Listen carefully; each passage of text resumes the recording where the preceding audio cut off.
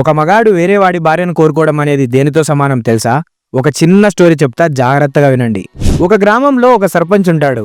వాడికి అమ్మాయిలంటే ఎప్పటి నుండో ఒక రకమైన చూపు ఉంటుంది. ఒకరోజు ఈ సర్పంచ్ ఎక్కడికో బయటికి వెళ్ళొస్తుండగా దాహం వేసి ఒక ఇంటి దగ్గర ఆగుతాడు. ఆ ఇంట్లో చాలా అందంగా ఉన్న ఒక అమ్మాయి తన భర్తకు అన్నం వడ్డిస్తూ ఉంటుంది. ఈ సర్పంచ్ బయట నుండి తాగడానికి మంచినీళ్ళు ఇవ్వండి అని అడుగుతాడు. ఆ అందమైన అమ్మాయి లోపల నుండి ఒక చెంబులో నీళ్లు తీసుకొని బయటకొచ్చి సర్పంచ్కి ఇస్తుంది.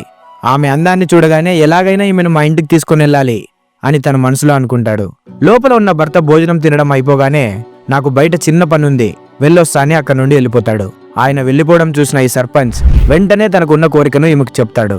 దానికి ఆమె ఆశ్చర్యపోతుంది. సర్పంచ్ గారు, మీరు ఈ ఊరికి పెద్దండి, మీరు నన్ను కోరుకోవడం ఏంటి అని సర్పంచ్తో అంటుంది. ఎంత చెప్పినా సర్పంచ్ మాత్రం వినడు.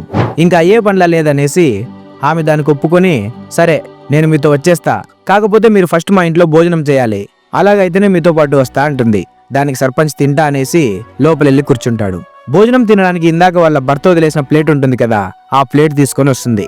దాన్ని చూసిన సర్పంచ్, నేను ఈ ఊరి పెద్దని, నాకు ఎంగిల్ ప్లేట్లో భోజనం పెడతావా అంటూ ఆ అందమైన అమ్మాయిని తిడతాడు. ఆమె నవ్వుతూ, సర్పంచ్ గారు, పెళ్ళైన ఒక ఆడామెను సొంతం చేసుకోవాలని మీరు అనుకున్నప్పుడు మీకు తప్పు అనిపించలేదు, మరి ఎంగిలి ప్లేట్లో తినడం మాత్రం మీకు ఎందుకు తప్పు అనిపిస్తుంది అని చెప్పుతో కొట్టినట్టు సమాధానమిస్తుంది.